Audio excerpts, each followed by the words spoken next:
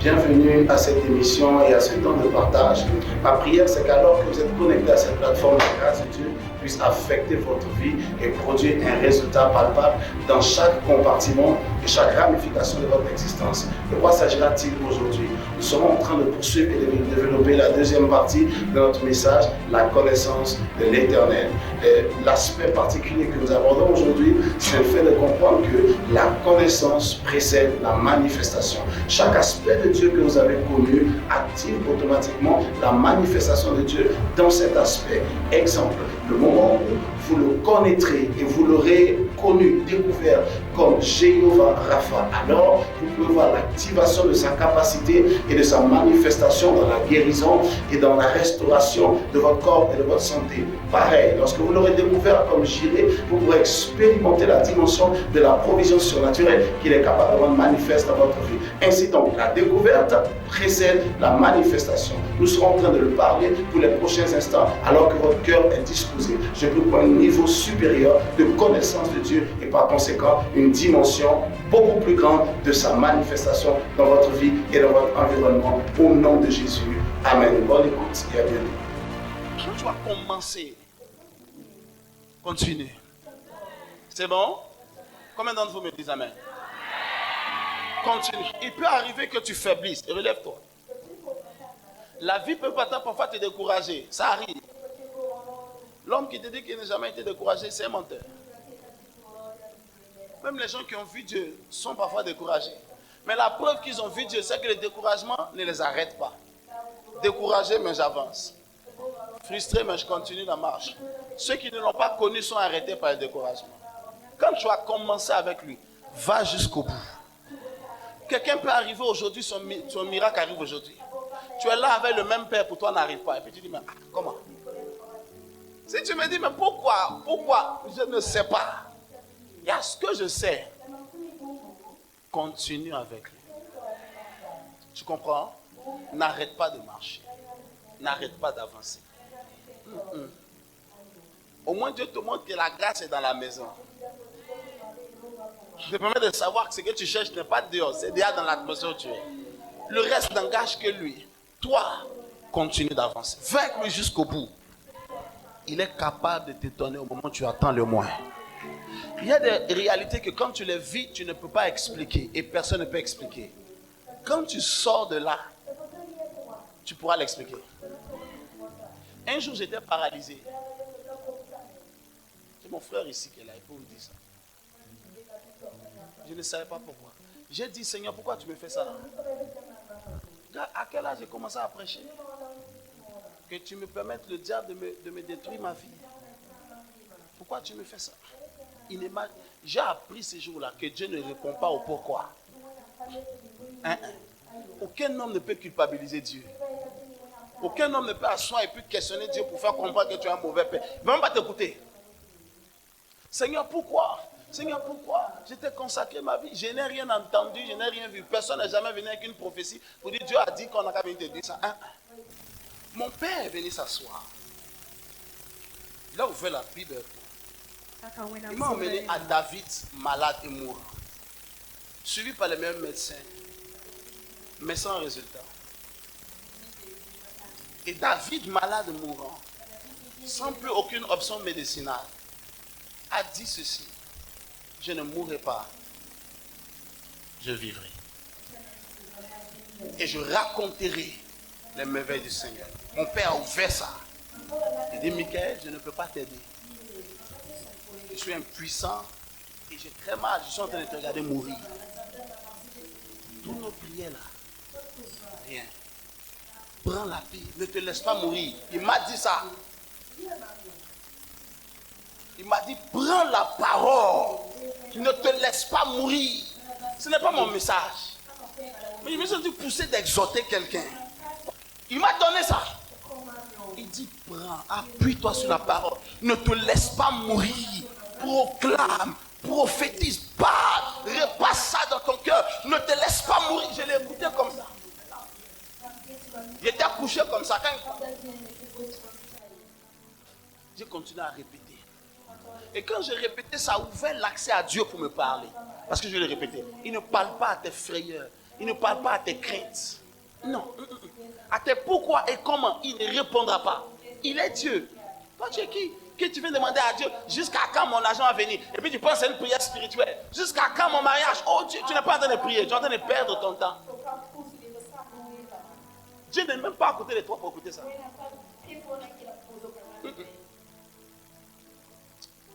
L'Esprit est venu me parler parce que la parole est saturée mon atmosphère, mon cœur. Et il m'a dit ceci. Il dit en acte, j'ai dit vous recevez une puissance. L'Esprit conversait avec moi dans mon esprit. Une puissance et vous deviendrez mes témoins. Et il m'a dit, Michael, qu'est-ce que c'est qu'un témoin? Et dans mon esprit, j'ai commencé à répondre, le témoin, c'est quelqu'un qui a vu une scène, qui a assisté à une scène et qui part, ou bien qui a vécu et qui raconte. Il dit oui. Comment serais-tu un témoin de quelque chose que tu n'as jamais vécu? C'est la voix que l'esprit, la parole que l'esprit. Dit, comment serais-tu un témoin de quelque chose que tu n'as jamais vécu? Il dit, alors tu serais un raconteur d'histoire. Parce que quand tu n'as pas vu et que tu racontes une histoire. Mais tu n'es pas un témoin. La seule chose qui te qualifie d'être un témoin, c'est que tu as vécu, tu as assisté. Et c'est ce jour-là uniquement que l'Esprit m'a dit, tu ne mourras pas. Mais je suis en train de te donner un témoignage à raconter au monde. Et tu iras dire là où il n'y a plus d'espoir que je suis encore capable d'agir. Pas sur la base des histoires des uns et des autres. Mais à cause de ce que tu as vécu, la foi rentrera. Quand le paralytique saura que toi tu ne marchais pas et que tu marches aujourd'hui et que tu viendras avec les preuves, il saura que c'est possible pour lui. C'est ce jour-là que j'ai su pourquoi je vivais ce que j'ai vécu. Et ça a pris peu de temps après pour que je me rétablisse. Après que j'ai réussi à faire cette conversation, j'ai réussi à passer le cap des commandes, des pourquoi, des Seigneur, prends-moi, tue-moi et tout. C'est ce jour-là que je suis rentré dans la phase de la transformation. Quelques mois après que je me suis relevé, je suis rentré dans la maison d'une femme et son enfant paralysé. J'ai prié, la fille paralysée s'est levée pour marcher. Parce que j'ai dit à la maman, est-ce que tu peux croire qu'il y a 6 mois, moi j'étais paralysé? La vieille dit, mon enfant, il ne faut pas me tromper. J'ai dit non, j'étais paralysé. Si je marche, ta fille va marcher. La foi de mon témoignage a relevé la fille. Elle était obèse déjà. Et son pied ne marchait plus. Donc, pour pouvoir même la main debout, le poids ne pouvait pas porter ce poids. Je dis à la maman, donne-moi un bois, donne-moi quelque chose, n'importe quoi qu'on peut s'appuyer dessus. La maman envoie un pilon. Il y a des pilons qui sont longs comme ça. Un peu blanc comme ça, un bois blanc long comme ça. C'est ça que la maman l'a envoyé. On a lutté, soulevé la fille là. J'ai mis le pilon là. Et il faut attraper. Marche au nom de Jésus. Marche. La fille a marché dans le salon. J'étais dans une cour commune. J'ai dit sors. On est sorti du salon, sorti dans la cour. Les gens de la cour sont sortis. La femme et sa fille sont venus témoigner dimanche. La fille était sur ses pieds. Les gens de la cour sont venus avec eux. Parce que cette histoire, le gars est venu ici faire ça. Où il est là, nous on veut aller là-bas. Ton témoignage va amener plusieurs à Dieu. Laisse-moi entendre un amen bien. Yes. Je peux parler aujourd'hui à un jeune pasteur. Je peux parler aujourd'hui à un homme de Dieu. Pour lui dire, assieds-toi. Tu n'as pas besoin de faire le micmac. Tu n'as pas besoin de mentir aux gens parce que tu réussis dans le ministère. Je peux lui dire ça à cause de mon témoignage. J'aime les dons de l'esprit de tout mon âme. Je ne dors pas la nuit pour que l'huile de l'onction et des dons coulent sur ma vie pour venir exercer le ministère pour vous. Mais un homme tient dans la destinée en s'appuyant sur ça. Et il ne monte plus aucun homme qui a arrêté sur les dons. Pourquoi? Parce que les gens ont pris pour appui.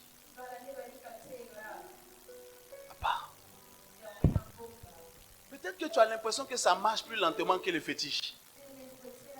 Mais ça marche plus durablement que le fétiche. Hein? Oui.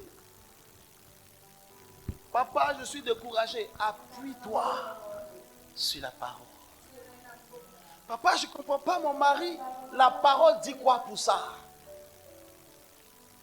Parce que Dieu a créé une provision pour chaque type de réalité qu'un homme peut vivre sur la terre. Il a créé une provision pour la solution dans sa parole.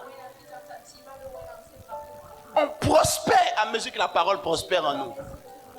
C'est pourquoi il y a certaines personnes qui jeûnent 60 jours par an, 100 jours par an, mais qui sont les plus misérables de l'église. Pourquoi? Parce que la parole n'a pas percé en eux. La parole n'a pas percé dans leur cœur. Ils ont les rêves sur tout le monde. Fais attention, j'ai rêvé sur cette femme, c'est une sorcière. Mais toi qui n'es pas sorcière, regarde ta vie. As-tu déjà vu? Il y a des gens comme ça qui ont les rêves de qui est sorcier dans l'église. Et quand quelqu'un commence à t'expliquer les rêves de qui est sorcier, c'est le premier sorcier. Lui, c'est le premier sorcier. Le temps va te montrer cela.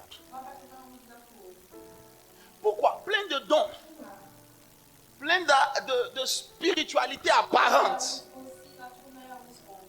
mais aucun fondement de la parole transformatrice dans leur cœur. Fais confiance en sa parole. Si quelqu'un meurt pour quelque chose, c'est que la chose est sérieuse. Tu comprends ça? Si quelqu'un meurt pour quelque chose, c'est que la chose est sérieuse. Crois-y dur comme fer. Même quand tu marches dans la boue, crois.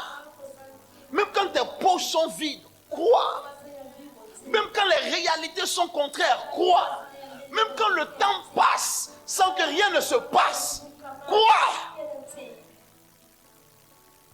D'accord? Continue de croire. Non, les gens m'ont déçu. Lui, il n'a jamais déçu. Continue de croire. Papa, mais j'ai cru. Il a dit, demandez, vous recevrez. Et j'ai demandé, je n'ai pas encore reçu. Continue de demander. Continue de croire. Papa, mon mari ne peut jamais changer. Qui a dit cela? Toi ou la parole? Papa, il n'y a pas l'argent au pays. Tout est difficile. Dixit qui? Toi ou la parole? Papa, ici c'est les États-Unis. Hein? Ici on vient de courir. Time is money. C'est dur même pour gagner un bon. Qui a dit ça? C'est quel expert? Toi ou la parole? Papa, maman, je suis stérile. Qui a dit ça? Toi ou la parole? Parce que pour ce qui est écrit ici, il a dit il n'y aura pas de stérile dans le pays. Alors qui a dit ça? Papa, maman n'a pas l'argent. C'est compliqué.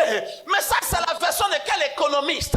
Ici, il a dit sur la montagne de l'Éternel, il sera toujours pourvu. À part les sorciers veulent détruire ma famille. Vraiment, ils ont déjà fait ça. Ils sont encore en train de le faire. Qui a dit cela? Ici, il a dit le sort et l'enchantement ne peuvent rien contre Israël. Combien d'entre vous m'ont dit Amen? Est-ce que tu peux t'appuyer sur cette chose? Hein?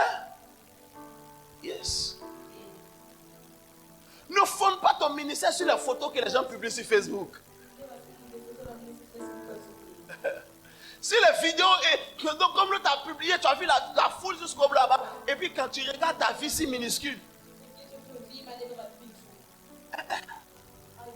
tu veux chercher le meilleur miroir de ta vie en réalité.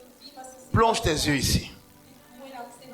Ne regarde pas l'image que la vie et la société a caricaturée de toi pour déterminer qui tu es. La vraie image de toi n'est pas celle que ton miroir te renvoie, mais c'est celle que la parole te renvoie. Alléluia. La Bible dit à mesure qu'ils contemplent comme un visage découvert dans un miroir, ils sont transformés en la même image de gloire en gloire. Mais ils sont transformés en quelle image? En l'image qu'ils ont découverte à l'intérieur de ce livre.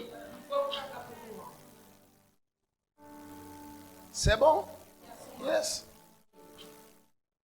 Maintenant, si tu te poses la question pour ton futur, en considérant la condition actuelle de ton existence, alors le futur paraît sombre, il paraît incertain. Viens et regarde là. Il y a une photo de toi dans le futur ici.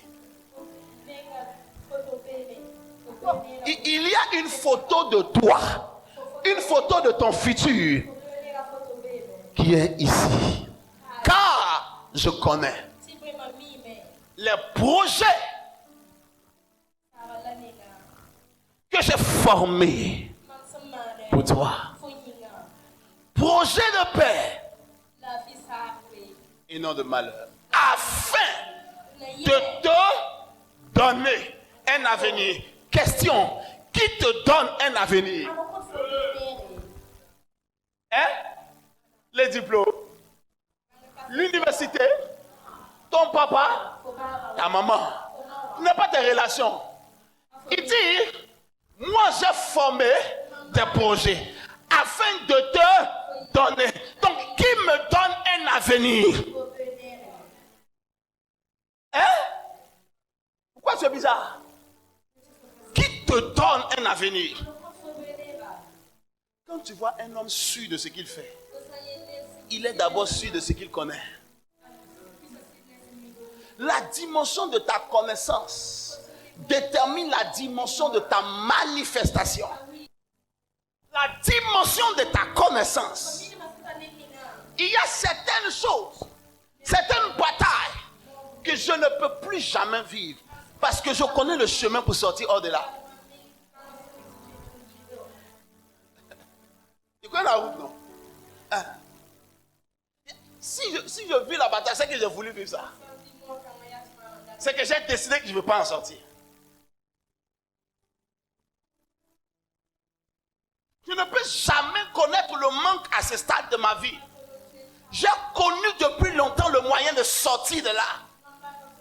Que quand je pense à un besoin, la provision est déjà en train d'arriver. Oui. Quand je pense, il y a ce stade de notre ministère. La dimension des ressources que ça consomme pour faire tourner cette organisation est énorme. À ce niveau.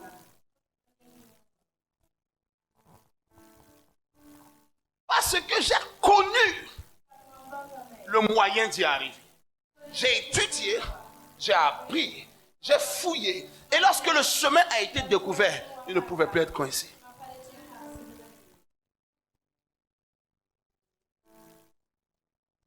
Appuie-toi sur cette chose. Découvre-le pour toi. Découvre-le pour toi.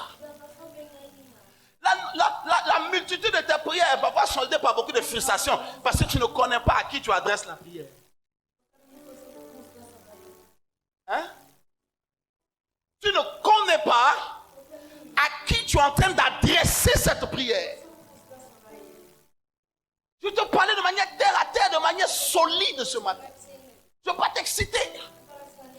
Il nous reste peut-être 8 ou 9 mois, mais 8 peut-être pour finir cette année. Prends ceci de moi. Ta vie va grimper parmi les grands.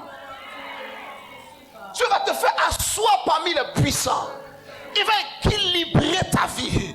Il va établir ta vie. Et il va te faire rouler et fonctionner avec vitesse et avec accélération. Appuie-toi sur cette chose. Connais-le pour toi. Crois-le. Le psalmiste disait, ta parole est une lampe à mes pieds dans le psaume 119. Une lumière, hein, sur mon sentier. Il dit, ta parole est doux à mon palais comme du miel. Mais pourquoi?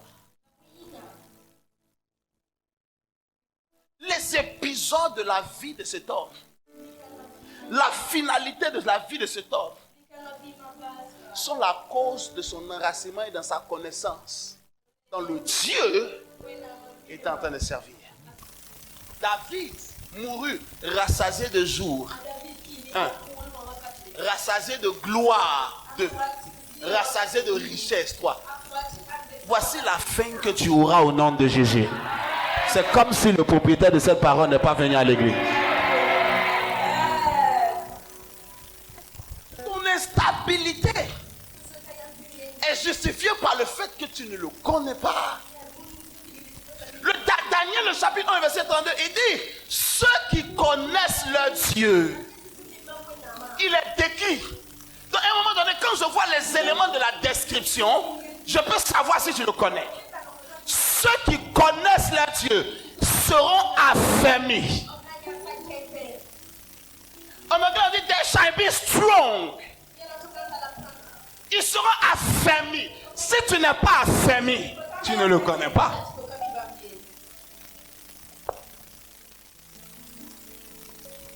Ils seront affermis et ils feront des exploits. La portion d'exploit activée dans ta vie est en rapport avec la portion de sa connaissance. Grandis dans sa connaissance. Retrouve ce matin la soif de le connaître. Si tu rentres dans une pièce sombre, tu veux t'y retrouver, tu veux y voir clair. Qu'est-ce que tu fais? Hein? Tu allumes la lumière? D'accord. Alors pourquoi tu n'allumes pas la lumière dans ta vie? Si tu ne te retrouves pas dans ta vie, allume la lumière. Satoskopa, Ikano Shabala, Etoskopa, Resotopa, Ikapaya, Lesotopinata, Ikopopos, Likopa, Japapa, Irokoto, Zikeplegetes, Laskontope, Likapa. Qu'est-ce que tu es en train de faire? Je gêne la lumière. Ma vie doit changer. Si sa parole est la lumière, laisse-moi voir la lumière qui peut allumer mon foyer. Laisse-moi voir la lumière qui peut allumer mes affaires. Montre-moi où il est. Je veux le chercher. Le mystère qui est intéressant, c'est que tu peux lire en français et parler en langue sans que ça ne te mélange.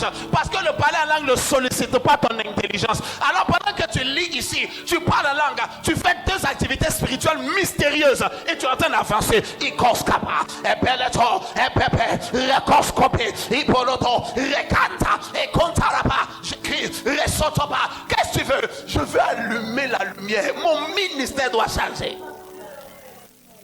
Il y a une bougie.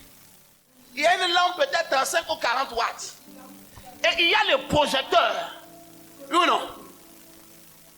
Que si on le pose ici, il peut éclairer tout le quartier. Il y a des jeux de lumière, des rayons lumineux. Si on le prend, on le fixe vers le ciel. Depuis Ouaga 2000, on peut voir cette lumière. Donc ne dis pas j'ai assez de lumière.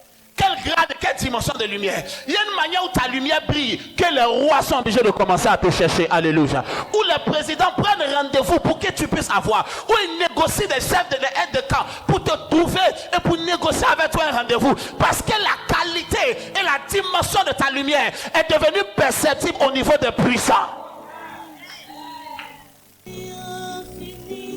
Quand tes amis dorment, lève-toi. Allume une bougie. Allume la lampe de ton téléphone. Skabashaya. Inalundegebekosa. Où est le Dieu? Un homme ne peut s'aider si tu ne viens pour l'aider. Mon propre père n'a pas pu arriver quelque part. Suis-je mieux que mon père? Si tu ne viens pas changer ma vie, je ne peux aller nulle part. On se fait à l'église, mais c'est toi que je veux connaître. Prends mon cœur. Révèle-moi tes voix. Laisse-moi te connaître. Révèle-toi à moi. Laisse-moi voir cette portion de toi que jamais je n'ai vue. Laisse-moi connaître cette expérimentation de toi que jamais je n'ai expérimenté. Si faible je suis, si léger je suis, si prompte à tomber dans mon péché, qui m'enrôle si facilement. Viens, je suis à assis là, le sommeil est dans mes yeux, mais je ne veux pas dormir. La fatigue est dans mon corps, mais je ne veux pas me reposer. J'ai dormi plusieurs nuits dans ma vie et ma vie n'a jamais progressé. J'ai mangé plusieurs jours dans ma vie, mon histoire n'a jamais changé. Aujourd'hui, viens te révéler. Tu as dit si on s'approche de toi, tu t'approcheras de nous. Papa, je suis venu m'approcher. Un jour, un monsieur devait mourir. Et dans l'état avancé de sa maladie, a appelé plusieurs fils qu'il avait. Et il a dit, vous tous mes garçons, vous m'avez fatigué de mon vivant. Vous êtes instables, vous êtes bizarres, vous êtes dans les histoires compliquées. Aujourd'hui, je vais mourir. Je vous laisse seulement l'occasion à chacun d'entre vous de choisir un seul de mes biens. J'en ai plein partout. Choisissez une seule chose chacun. Et tout le reste, je donne à mon serviteur qui a veillé sur moi. Alors que vous étiez mes préoccupations. Alors que vous étiez mes fardeaux. Dis-moi, se plaît, mais non, tu as tout ça. Chacun n'a qu'à penser seulement un. Et puis tu donnes au serviteur, pourquoi? Il a dit choisissez. Chacun a choisi un. Chacun a choisi un. Le dernier a dit papa. Papa dit oui. Il dit moi je choisis le serviteur. Si je dois choisir un et que tout va au serviteur, alors je choisis le serviteur. Si je suis en relation avec le serviteur, tout ce qu'il a vient à moi, la quintessence de la bénédiction en Dieu, ce n'est pas la possession, c'est la relation. Pourquoi je prie, ça ne marche pas? Tu pries pour posséder. Pourquoi je jeûne, ma vie ne change pas? Tu jeûnes pour avoir. Le système de l'économie de Dieu ne marche pas par l'intérêt de la possession, mais marche par la relation. Plus la relation est au beau fixe, plus la possession arrive sans que tu ne la recherches. Partout où la lourdeur entre dans ton système, et reçoit une restauration. Toute force, tout esprit, toute réalité qui a paralysé ta spiritualité, soit maudit ce matin et chassé au nom de Jésus. Tout ce qui a saturé ton cœur, détourné ton attention, consumé par le feu de Dieu ce matin au nom de Jésus. Et la soif de Dieu soit restaurée dans ton cœur. Que la passion de l'Éternel soit restaurée dans ton cœur. Dis-moi amen s'il te plaît, dis-moi amen s'il te plaît, dis-moi amen s'il te plaît. Que le Saint-Esprit te conduise à nouveau dans le lieu secret au nom de Jésus. La force de te séparer de ce que tu dois te séparer pour t'attacher à l'Éternel, reçois-la ce matin au nom de Jésus. Bien-aimés dans le Seigneur, j'espère que vous avez été bénis par cet enseignement et que la parole de Dieu vous donne d'être établi davantage et apporte de la valeur ajoutée à votre vie et à votre existence. Restez connectés pour beaucoup plus d'enseignements sur toutes nos plateformes, sur les réseaux sociaux, sur YouTube, sur Facebook et sur notre page internet michaelt.com. Dieu vous bénisse et à bientôt.